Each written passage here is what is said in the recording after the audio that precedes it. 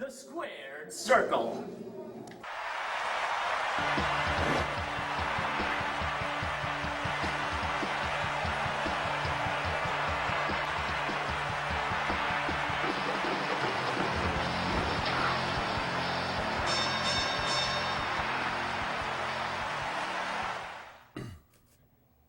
We're good to go. We're Wow. magic. This is a magic trick here. Yes. The award-winning squared circle. Boom, look at that. Now, here we go. Now we're good to go. You can't see us. But now you can. December 2nd, 14, people. Welcome to the squared circle. I'm Hollywood J. Williams. I'm still here. I guess that's so much for that suspension, right? Yes. Well, we'll see a little later on. Right. Monkey Gate is not over.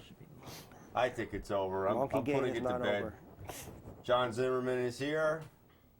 The Thunderous one, Tom Dacey, doing double duty this evening. Yes. You said duty. And we're also joined by the lovely Aubrey St. John. That's correct. Always a pleasure. Hello, guys. Yes. Or should I say hello? Yes. Yes, Aubrey knows she's always welcome here. Yes. Thank you, guys. exactly. We're a little giddy tonight.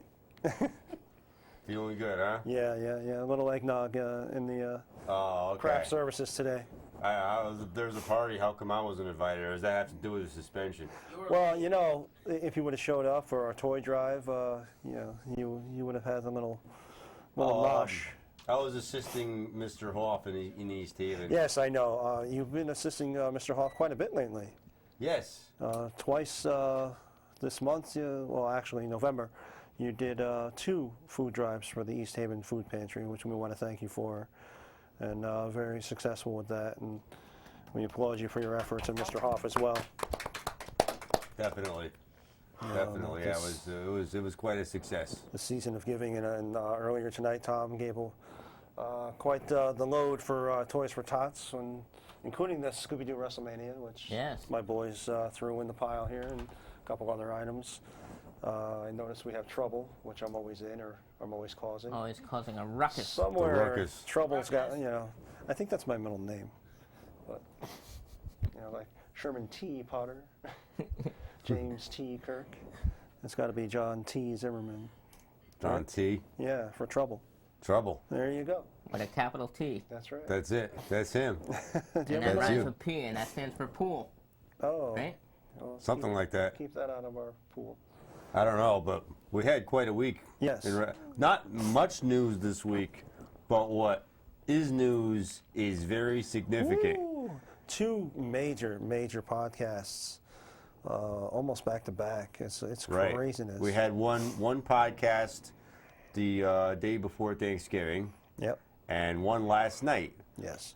The one day before Thanksgiving, the wrestling world finally got the chance to hear from a man that nobody has heard from, and who's been off the radar, has been very, very silent as to what he's been up to or about the events that transpired, which led to him leaving the WWE. I'm talking none other than CM Punk, the former WWE champion.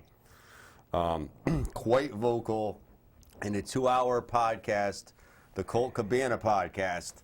I would suggest, I would recommend to anybody that hasn't heard this yet to go on to YouTube. It's definitely on there. I'm sure Colt Cabana has his own website too. Yes. Yep. Right, in which it can be found there. But it's quite a quite revealing account of the things that led up to CM Punk leaving the WWE. Now, John, I understand you did not get the chance to. Yeah, I've heard. I did not either. Right, I've heard all of the commentary and the backlash, and I'm sure you're going to give us the blow for blow. What about you, Aubrey? Have you heard it at all? I actually did, because he posted it on my page. So if you guys want to see it, or hear it, it's on my page. Right. I posted it to John's page, to Tom's Facebook page, to the Square Circle page.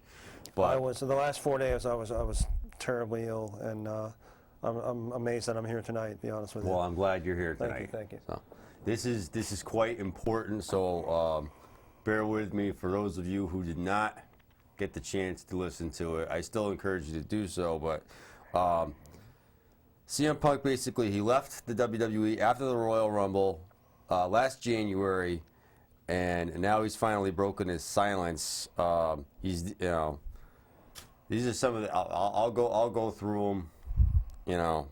The basic points of what he was saying.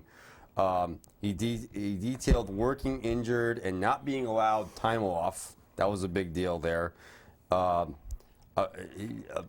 one point, he started to describe this bump on his back that he didn't know what it was. It wasn't necessarily hurting him, but he felt as if it should be taken care of, removed, whatever. Mm-hmm. But they still insisted upon him showing up for work. And I guess this was after January, and of course everybody knows he's married to AJ Lee, and she asked him, she told him to go to her doctor in Orlando, I believe, or Tampa, and at this point this thing in his back is bulging out, and it's black and blue, ended up being a staph infection. Oof. Something you don't want to fool around with. Yes. Which, it makes me wonder if he did not get that taken care of, would he be here right now? If he didn't do what he did in January and leave, right, it makes you wonder if he would be alive today, because that's a serious. Right. I mean, that could have seriously immobilized him, if not worse. That's a serious charge being levied against Vince McMahon, the WWE, making him work with that. Right. I mean, what do you think about that? I mean, obviously, when you're a physical performer and you have something that that you're not sure of on your body, then he should have had it checked out mm-hmm. much sooner than he did. And unfortunately, the grueling schedule of the WWE, not just for CM Punk, but for all of everybody. Yeah, everybody. As we've always said, there's no off season. Baseball, football, basketball, all their major sports right. have an off season. Where the guys, even though they're still in training, it makes you wonder if maybe they should required to be there. I don't know if it's. I think there should be a rotation at least. With some of the talent, and again, separating the brands may do that. Mm-hmm. May give somebody a rest, and you can get them onto SmackDown where they can maybe pre-tape some stuff, and take some time off. I know, and be able to do that. You got to figure you're away from your family, you're on the road constantly. Right. It's not the easiest lifestyle. It's not for everybody. No, absolutely not. Definitely not. Also, he alleged one of his adversaries in the WWE. Man that he wrestled a few times, Ryback, accused him of being very unsafe to work with, and he says he broke his ribs on purpose. Oof. That's a pretty steep thing. That is. That's. I mean, that's obviously his opinion, and it's hard to prove. But Ryback, I mean, they used to say things like that about the Warrior too. Yeah. Right. When he would do the slam behind the head mm-hmm. and just drop the guys. But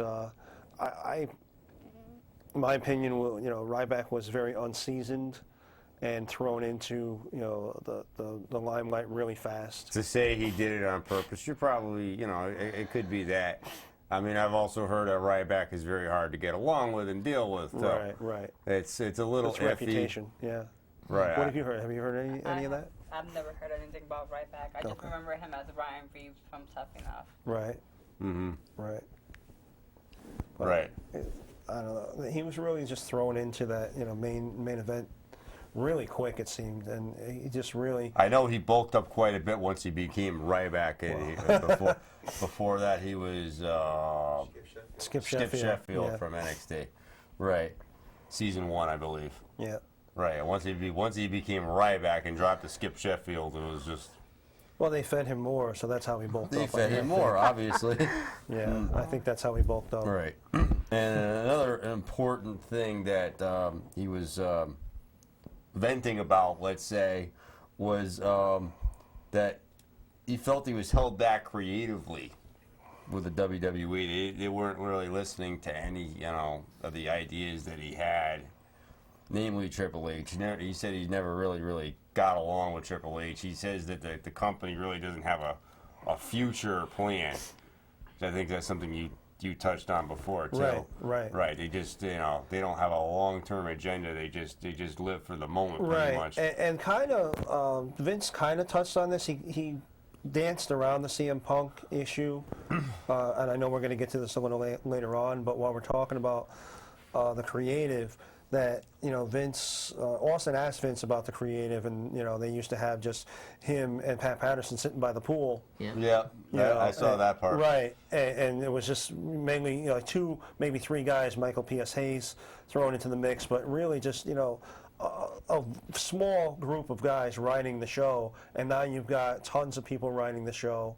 And they're not necessarily wrestling people. Right, a lot of them who are from now the funk soap operas. Right, and Vince kind of said that the demise of WCW was that they allowed the talent to run their own creative, and it just got all out of control.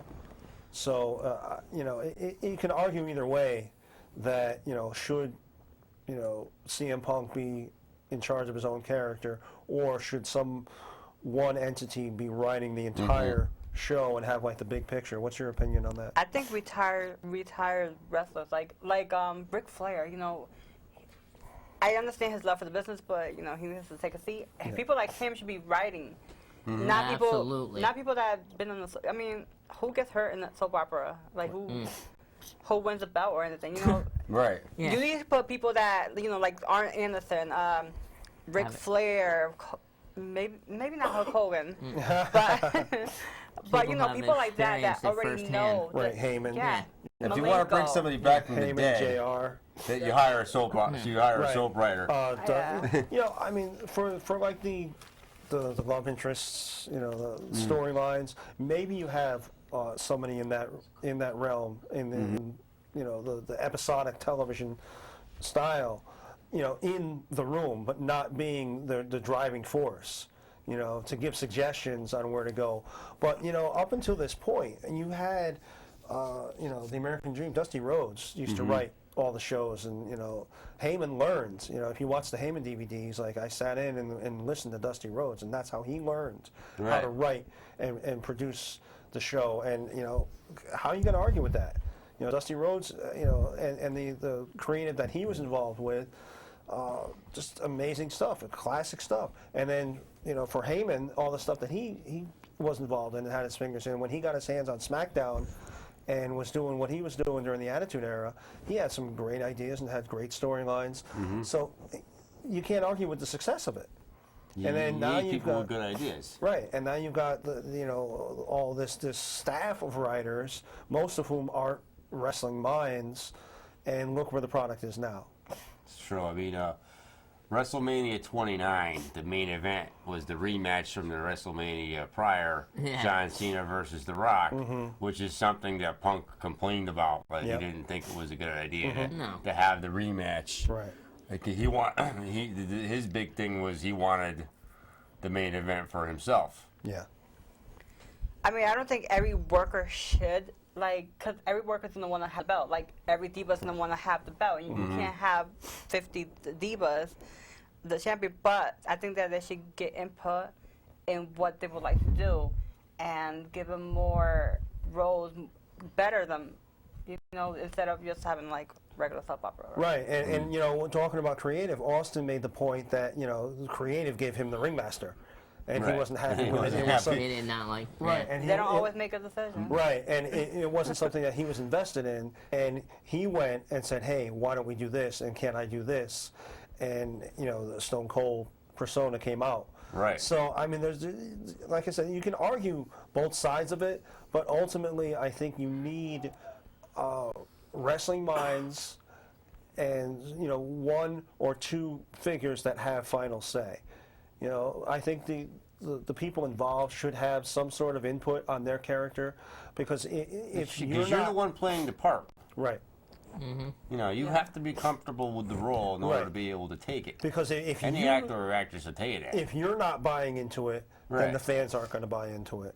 You know, if you're told to go out and be, you know, the Indian chief like Strongbow was, and you have no knowledge of Indian lore and culture, and you just go out there and do the stereotypes, it's not gonna work. And you're half playing it. I was going to say something weird, but you know, if you're doing it half-heartedly, then nobody's going to buy into it. So I think that each person that, like you said, you're playing the character, you should have some input. But I really think what's missing is some entity, either one or two people that have a long-term vision. Right. And that's really lacking. Definitely need to have that. He disagreed with that. He didn't really want to face The Undertaker that year because he knew, obviously, he's not going to be the one to end the streak. Right. The year, WrestleMania 30, which he wasn't a part of, it was not supposed to be Triple H versus Daniel Bryan. It was supposed to be Triple H versus CM Punk. And that was, you know, something he didn't feel as if he had to wrestle Vince McMahon's son-in-law. Right. Or, you know, why should, you know... Maybe it's maybe a big chip on his shoulder. Maybe I don't know. Like why should I have to do this? I'm better than you anyway. Yep. Kind of, but you know that was a big thing with it. When The Rock returned, I believe it was for WrestleMania 20 when he was at the Royal Rumble when CM Punk faced The Rock. The Rock apparently Vince came to Punk and said, "Well, you need somebody to work with," and you know, and Punk kind of wanted to work with The Rock, but Vince wanted him to turn heel.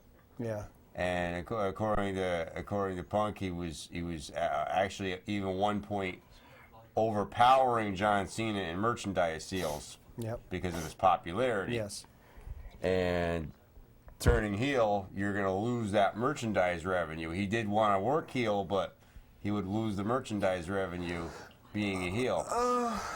That's the way he felt about it. Yeah, the way he put it was that little Johnny and little Jimmy wouldn't want to buy his merchandise because he's now a heel. A bad guy, right. So he... I think Steve Austin would disagree with that. Because I think Steve Austin sold as much merch, if not more, when he was a heel. But... Right. And you figure Hollywood Hogan, too. Yeah. Right. Yeah. So, I mean... I don't know if he ended up losing merch revenue for that. I mean, I don't know.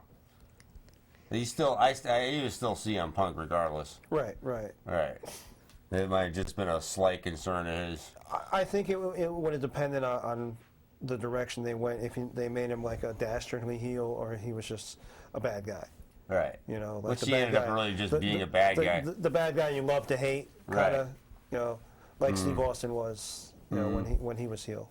And another big thing with him, and he said it literally like this: I don't really care who gets pissed off about this. The Shield was my idea. I'm sorry. The Shield was my, you know. After WrestleMania 29, when he faced The Undertaker, the next night The Undertaker wasn't there, but Punk was. He was supposed to start. I think he was supposed to. I think he was supposed to start working with the Shield, or was the Shield already around at that point? They weren't around yet. They weren't around yet. I don't know. They weren't around at that point. I can't say my memory. But anyway, this is who they wanted him. They were going to pair him up with Daniel Bryan, The Big Show, and Seth Rollins was the only name that they had, the creative had brought up to him. And he was like, no, that's never going to work. It's not that I dislike the Big Show. It's just I can't imagine working with him. Right. And Bryan, you know, he felt that Daniel Bryan and him should be living parallel realities, and, you know, and eventually, you know, work against one another. Yep. So I know we got a call, but so he suggested the names of Seth Rollins, Dean Ambrose, and Cassius Ohno. It was Chris Hero. Right.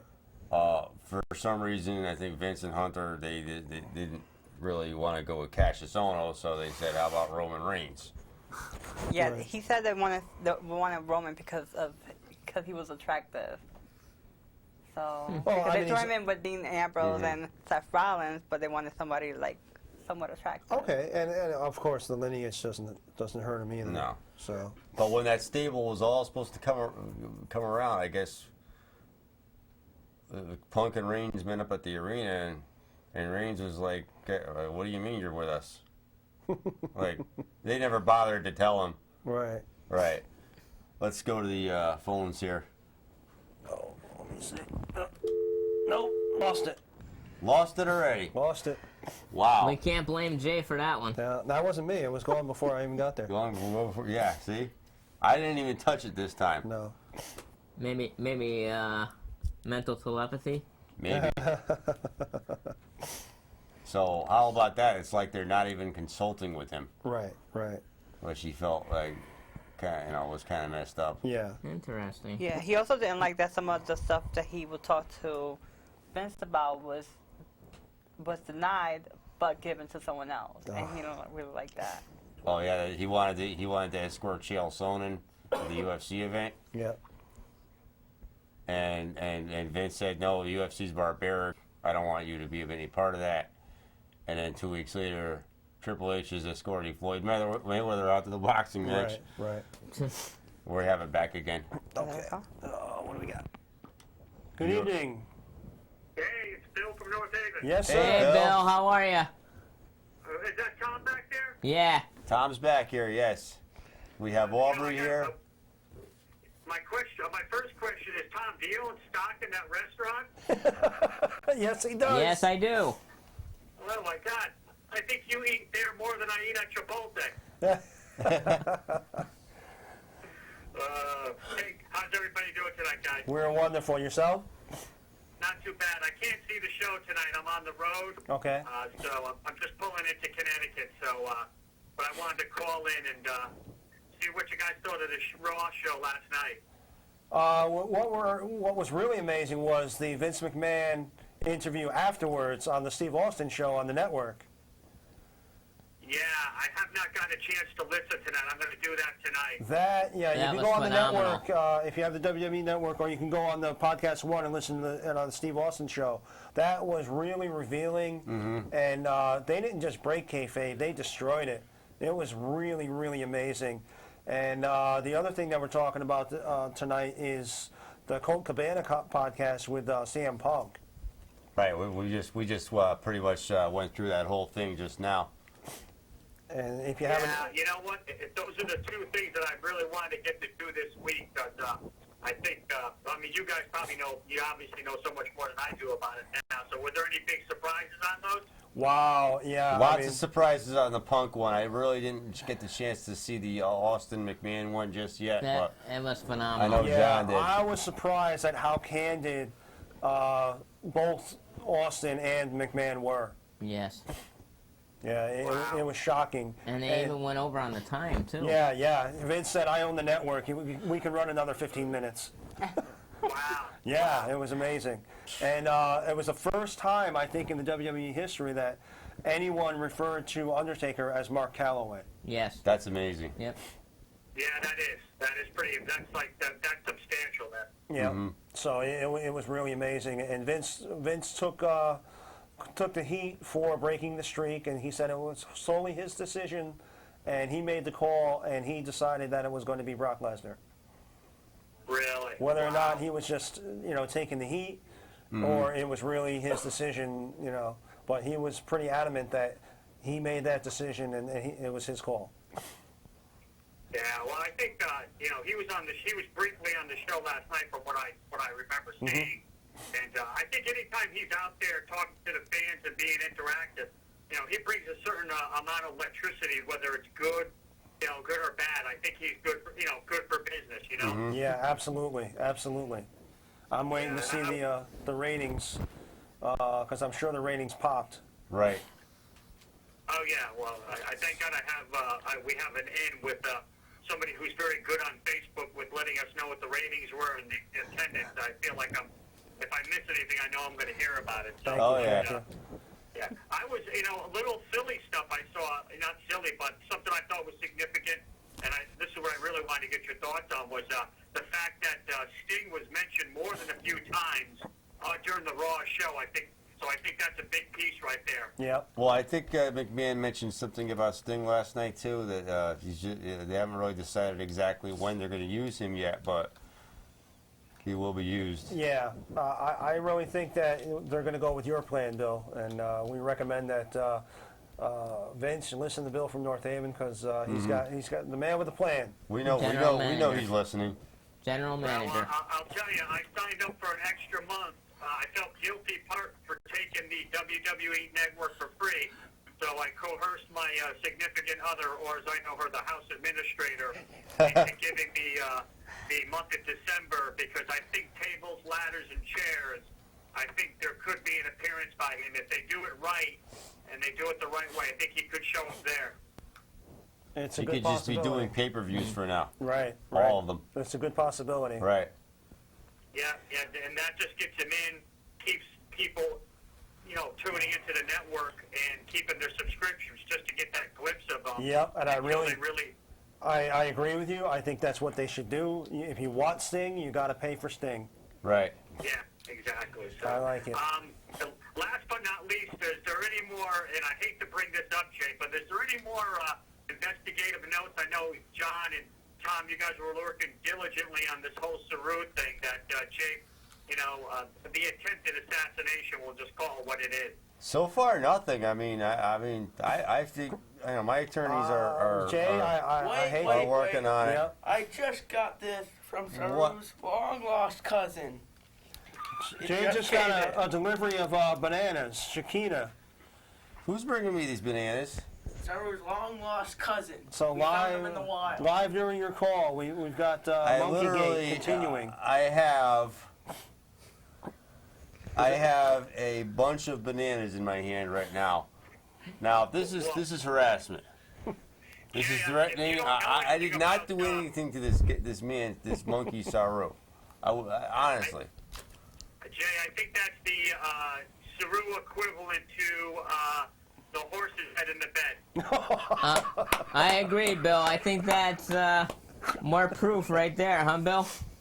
Yeah, I think you better watch out, because if he drops a whole bunch of bananas on you, who knows what'll happen the next couple of shows. I appreciate the gift here. I'm sure on the way to the car, he might slip on one of those peels. Well, I work out regularly. You know what? We've met each other at the gym before. I'll use these for protein shakes. There you go. By the way, Hollywood, I did put a request in for you with Santa for a new GPS. You don't like my GPS? All right. Hey guys, thank you very much. I'll talk to you next week. All right. Take care, Bill. All right. Good night. Bye-bye. All right. Thank you for calling, Bill. Okay, let's put this monkey business to bed here. Don't we have a video of Monkey Gate? Not that I'm aware of. I don't know. Perhaps our crack staff? I don't know. Because we're if they have a video, halfway through the show. Oh, there it is. Mr. Williams, what about this whole Saru incident? I'm telling you right now, I had nothing to do with the injury sustained to that zoo animal. All I could say is, to me personally, Saru being the first Square Circle television champion would not have been what's best for business. But I'm telling you, I emphatically deny paying anyone, Lucas Sharp, or anybody for that matter, to do any bodily harm to anyone, human being, zoo animal, or anyone. So are you denying then, Mr. Williams, the footage last week of you and Lucas Sharp? I'm not denying that I had a meeting with Mr. Sharp. I paid Mr. Sharp. You paid Mr. Sharp? I paid Mr. Sharp. Mr. Williams, you paid Mr. Sharp? Listen, the conversation between myself and Mr. Sharp was personal. It had no right being videotaped. I understand we have to protect ourselves in the society we live in today, but I would not do harm to anybody or anything. I've passed my demons a long time ago. I'm a different man now from what I was back in Mr. Williams, 1996. can you deny that Lucas Sharp discussed a flying monkey during your conversation? I won't deny that the monkey came up in conversation, but there was no deal.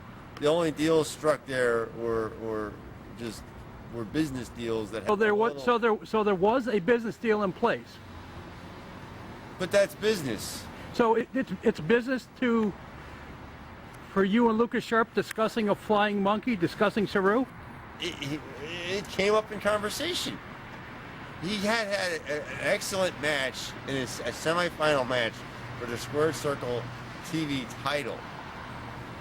And we were discussing the match and what an unfortunate thing that happened to him, the monkey. Mr. Williams, how much money did you pay Lucas Sharp to injure the flying monkey? I didn't. These things happen in wrestling matches all the time, and nobody goes to JBL if something happens to someone, or Jerry Lawler. Did you pay so and so to injure so and so? Just because JBL might agree with the authority that Daniel Bryan not being the world champion was a great idea. It doesn't mean he had anything to do with it. So you're admitting then the possibility is there that you did pay. I'm kind of thirsty right now, and I'd like to go into this drinking establishment right now. And if you don't mind, I believe this interview is over. Thank you, sir, and have a nice night. Mr. Williams.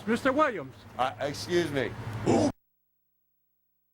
Wow. Some muckraking reporter. So you paid Lucas Sharp. Right. There was a lot of deflection going on there, Mr. I didn't Williams. pay anybody You paid to Lucas do. Sharp. I paid Lucas Sharp, but that's between me and The Lucas deal Sharp. was made. That's what I heard, John. Yes. But I'm going to tell you, it had nothing to do with Saru. Now, we saw you were outside the Rustic Oak, and that place is no longer in business. Did you have something to do with that, too? The Rustic Oak, of course, is no longer in business. It hasn't been in business for over a year. Well, they're talking business outside of out of business. There's some monkey business. The Rustic Oak was one of my favorite restaurants. I didn't have anything to do with it closing down.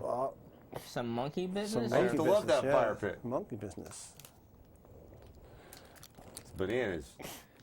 No, they were a gift to me, so I'm going to take them home, and I'm going to use them for my cereal in the morning or my protein shakes for the gym. Well, that video doesn't prove anything. We got to delve a little further here. That was a muckraking reporter. Now you were at the match when the Monkey Gate happens, and you saw the reaction of Mr. Williams. Do you remember that? Do you remember how happy he was when Saru lost? I think we both said about it a couple days later. Yes. I didn't. I'll be honest. I didn't want him to be the Squared Circle TV He practically champion. jumped out of his skin. He was so excited. Yeah. Yeah. I was happy that he lost. I did not know he was injured at that There point. it goes again. He was happy he lost. Right. Well, digging himself deeper and deeper. Well, you know what? I don't think. But when John Cena lost to Brock Lesnar, Tom, you were happy about that too. But you haven't been paying Brock Lesnar, have you? No. We couldn't afford to pay Brock Lesnar. I couldn't afford to pay Brock Lesnar, number one. How much did you pay Lucas Sharp? $203? That's his area code. Oh. It's personal. Maybe it has nothing to do with wrestling. Yeah. Maybe. Oh, well. Maybe I paid him so maybe he has connections in the Orient, and sometimes Hollywood J feels a little lonely, and he wants himself. Hey now, family show. Yeah. Oriental bride, Right. Family show. Mail order. I didn't see that package come through. No. We might have a package coming in January, but that's. I don't know anything about your package, Mr. Williams. Again, personal. That's personal business. Right. Keep that to yourself, please. Banana in your package? Or are you just glad to see me? I'm glad to be here. No funny business and no monkey business. No monkeying No around. funny business. And it's all fun and games until someone roasts your chestnuts. Dude. And guess what? I'm holding a Zippo. Zimmerman's up. It's all fun and games until someone roasts your chestnuts, and I'm holding the Zippo. That's all I got to say about that. That's all I have to say about that. So, one more thing about that Punk interview. Yes, sir. Before, maybe you can start talking to me about Austin McMahon podcast. Yeah. There was the movie 12 Rounds Part 2. Correct. Which starred Randy Orton. Mm-hmm. Take a guess as to who was originally supposed to have that role. Mr. CM Punk. CM Punk. Right. And it was their filming schedule kind of coincided with the European tour that year. Mm-hmm. And Punk had some reservation about, that's the week of he was like, Hunter, that's the week of the European tour, and Triple H totally said, no, it's a separate week. You're thinking of a different week. Mm-hmm. And it ended up being the same week. So without telling Mr. Punk, Triple H, he alleges Triple H went ahead and got Randy Orton behind his back. Well, be that as it may, I think he got lucky by not being in that movie because it really wasn't that good. Well, CM Punk said in that interview that he doesn't really like WWE movies. He thinks they're garbage. However, he wanted the weekends off. So he was willing to do this and, have weekends off or extra time off so he could heal. Because he wanted to do some, some surgery or something, right? I don't know. He said he wanted to, have some extra time off, which if you have surgery, you can't get in the ring. Right. But movie, you don't have to do as much in the ring. Okay. Yeah. You don't have to do the house shows. And he didn't want to do house shows. Your house show exempt, right. So that's a lot less ring time. So that leaves you just Raw and pay-per-views pretty much, and SmackDown. Yeah.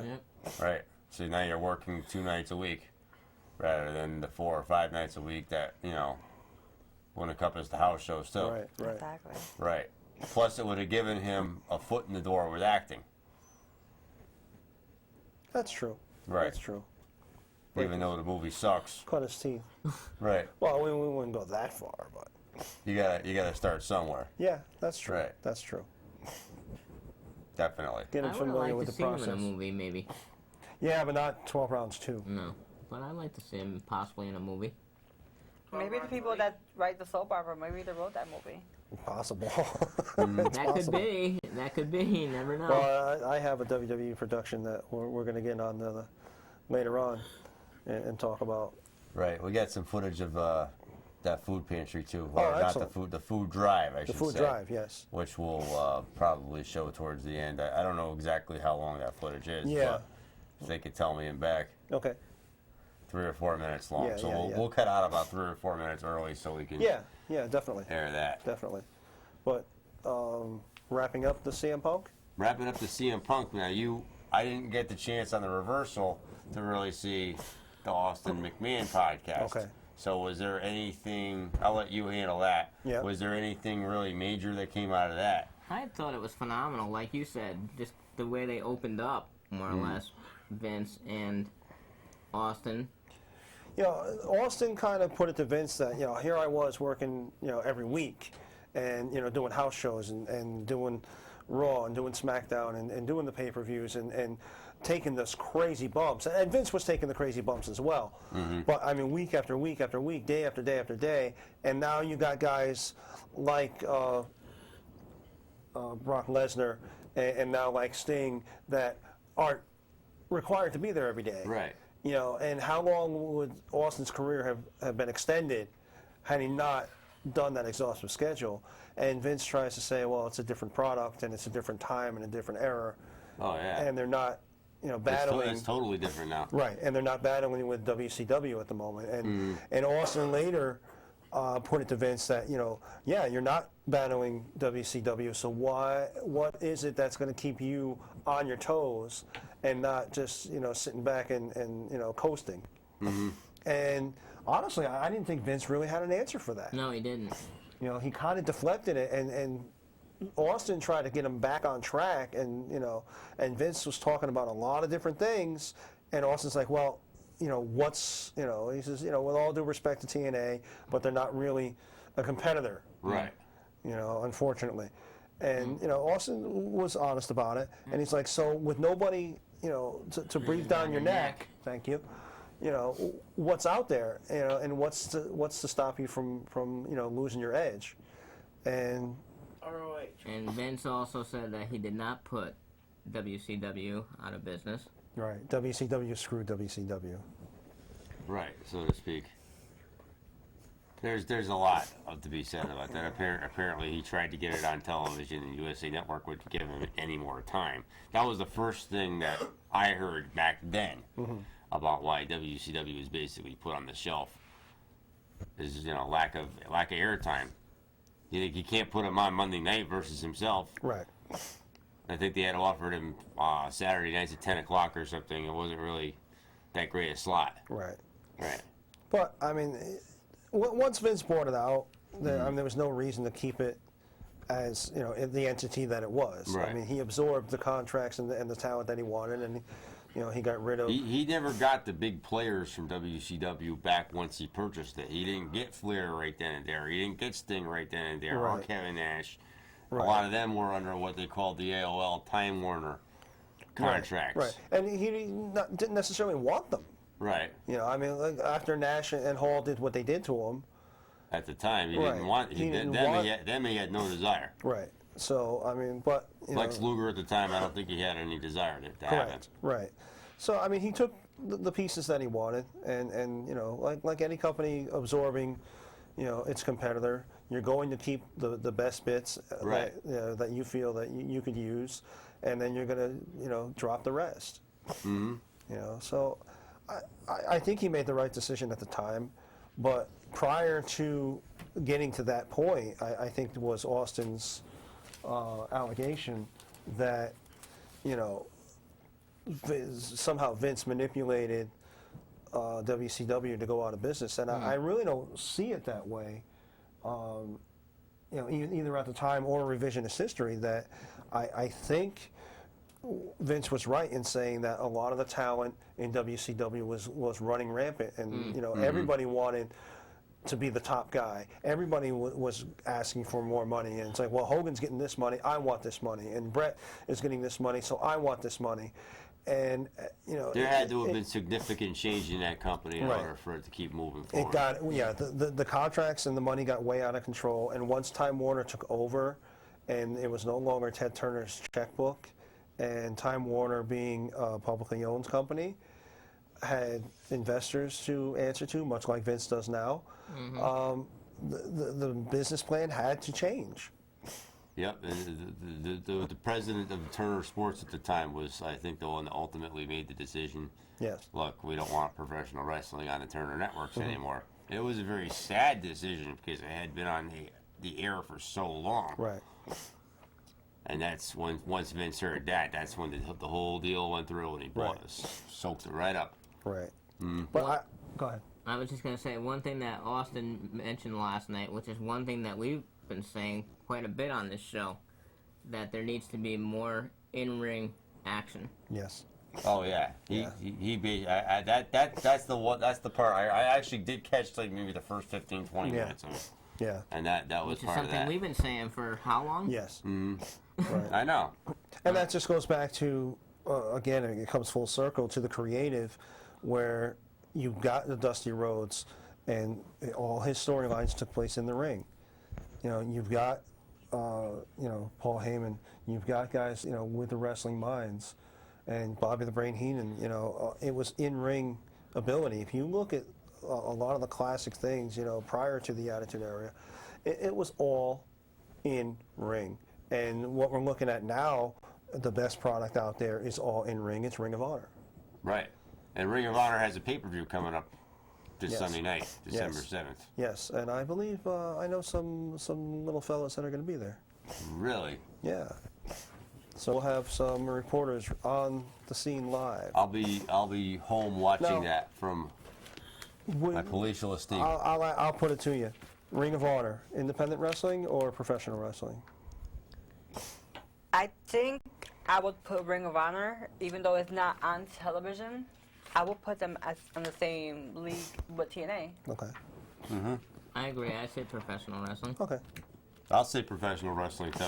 All right, so Of course, independent wrestling is professional wrestling as well. Yeah. But it's the, what kind of category would you want to put it Right. in? Well, I purchased the tickets and we're supporting Ring of Honor, so Right. you want to call it. They have some of the most incredible talent that's unsigned. Right. And I mean, I think that not everyone should aspire to go to WWE. Make something, be yourself. And I think that Ring of Honor itself should like come up, and so it doesn't have to be about I need to make it to WWE to be somebody. Right. You can still. I mean, there are many great wrestlers in the ROH locker room. Yeah. Right. That have never been on like WWE or TNA, but that doesn't mean that they're any less of a wrestler. And the TNA and WWE right now are enjoying the spoils of it. And Antonio Cesaro, Daniel Bryan. Right, exactly. I mean, CM Punk. CM Punk was started out in a lot of the ROH. talent that's sitting in WWE and TNA right now went through the system Right. at ROH. I have the card. I could run it down real quick because I know we're running low on time. But Yep. the world title is Jay Briscoe versus Adam Cole. The TV title, Jay Lethal versus Matt Sydal, formerly known as Evan Bourne, of course. Yes. Tag titles, Red Dragon versus the Time Splitters. It's a team of Alex Shelley and Kushida. Grudge match, Michael Elgin versus Tommaso Ciampa. Say that 3 times fast. Right, exactly. Revenge match, Artie Evans versus Moose. I'm not really too familiar with some of these people. I mean, to familiarize myself with the product a little more. Yeah.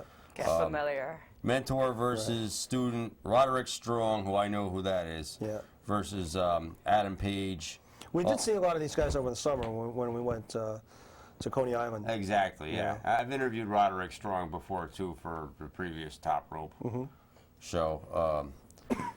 Young Bucks will also be there. Daniels and Kazarian, Mark Briscoe, Jimmy Jacobs, and our favorite Warbeard Hansen. Yes. Todd Hansen. Our buddy Todd Hansen. You remember him? Yeah, you killed it. From RWE. RWE. Yes. Right. But I mean, it's a great product, and we've said it before. They need to get their production value up to snuff, and they will definitely be a contender. And so I'm definitely looking forward to this pay-per-view. Right. They do have small markets scattered throughout. I forget, is it Sinclair Television? It's Sinclair Broadcasting, Yeah. Right. which happens to be a big broadcasting system.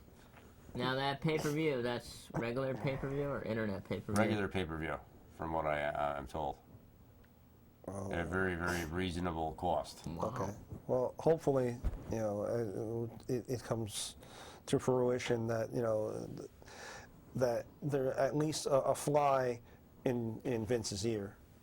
Right, exactly. Maybe not the monster breathing down his neck, but at least somebody that is giving him a little bit to think about. Something to think about.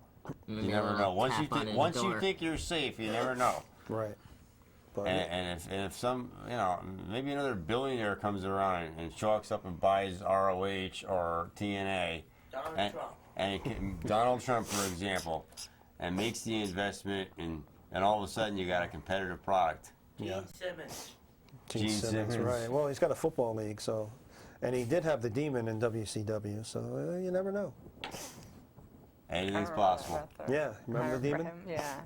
Based Right. on the Gene Simmons character. So, any final thoughts before we go to this We'll go footage to that, and then we'll do the Blowing off some blowing off some steam, right? Okay, we'll go to the food pantry. Yes. We'll go to the food pantry right now, and we'll come back for blowing off steam real quick. Right. the first ever. Right. Okay, food pantry. Lost. We have some technical difficulties Okay. with that. So that we'll have to get to that maybe next week. Right. Okay. So we'll do blowing off some steam. We'll do blowing off some steam. Brought to you by, American Steamed. which I will be at this Friday This Friday, you're there every day. for the holiday stroll Yes. in Wallingford. And, of course, our excellent cameraman, Dylan Zimmerman, will be along with me with some HD footage. Full HD footage, that's correct. Blowing off steam. Yep. So, blow off some steam here. What's getting everybody all rattled We'll start up? with Aubrey, because we really haven't. Everything that's you want to blow off some steam about? I already did this morning. Okay. Wow. Wow. I like to I have I A routine. yeah, like my trainer, I you know, that's where I put all my frustration and everything to my workout, and my trainer, I probably really make him cry when he goes home. Well, the steam I'll blow off is there's a WWE straight-to-DVD production called Queens of the Ring, and what they failed to tell you on the jacket cover is it's a French production. It's in French? Yes, it's in French, and the overdub is worse than the old Godzilla movies. It's Oh my horribly. God. It's like the premise is great. There's 4 grocery store checkout clerks, ladies, that one of them loses custody of her kid, and in order to gain his trust and confidence back, he's a big wrestling fan. So she convinces 3 of her coworkers to go be divas. And it's in cooperation with WWE, so they set about to training to be divas, and the culmination of the film is, you know, the big match. And they are making an American version of it, and I have high hopes for it, but it's just, it wasn't advertised very well on the jacket that this was a French production, that it was overdubbed, and I wouldn't recommend purchasing the DVD. So that's my steam. My steam is for the individual that hit me today with their car, claiming they didn't see me. Were you How wearing the could John you Cena not shirt? see the How do you- thunderous one? Were you wearing the John Cena shirt? How do you not see this wheelchair? Especially, you know, with the headrest and everything, in broad daylight. Right. This person backed their car right into me today and claims they didn't see me. Yep. Well, the thing that steams me about, I mean, it's no disrespect to CM Punk, and Vince said it on the podcast that he would never rule anything out about possibly working with him in the future. Mr. Brooks, let's just face the facts. I don't think you're going to be any different than anybody else. Hulk Hogan said he'd never work with Vince again. Bret Hart said he'd never work with Vince again. Sting. Walt Warrior said he'd never work with Vince again. Bruno Sammartino. Never said he did not want any part of the Hall of Fame. Yes. And what happened? He was adamant for years. And who joined the class of 2013? Bruno Sammartino. Yeah. So you never say never. Never say never. Exactly. Right. If he's saying never, that's going to kind of steam me, because, I mean, even he knows deep down. Yeah. Never But I do want to never. say, I received very warm wishes for my birthday yesterday, including a nice card from Linda McMahon. And it was very nice, and I really appreciate it. And for all of you that sent me wishes, thank you very much. And I know we have some cupcakes out there with my name on it. Definitely. And by the way, I do have gifts for you guys. I just couldn't get them out of my bag before the show, but I do have mugs courtesy of American Steamed. Oh, Excellent. excellent. Excellent I'll job. add one to my collection. Our new sponsor, we'll have them on our desk. Definitely. And it's better than looking at your mug, so. We're off. We are off. We are on our way off right now. Do you have anything going on? Do you have any events coming up before? No, I did a show at Western Connecticut State University. Yeah, I saw the footage. And then I went to FTW, Fight the World, Yeah. in Queens. They're really, really good. If you are in the area or in New York, you should check those out. So supporting independent wrestling. Support. Exactly. Support those independent wrestling organizations. We always do. Yes. Yes. Exactly. Absolutely. You bet your life. You bet You your bet life. your life. Yep. Twice a will. week we're at PWA, and we'll be at PWA tomorrow. Definitely. We'll have more info about PWA and other organizations to come. But for now, Flintstones. don't forget those podcasts. The ROH pay-per-view Sunday night. I'm Hollywood J. Williams. For everyone here, good night and good luck. See you next Tuesday. See you next Tuesday.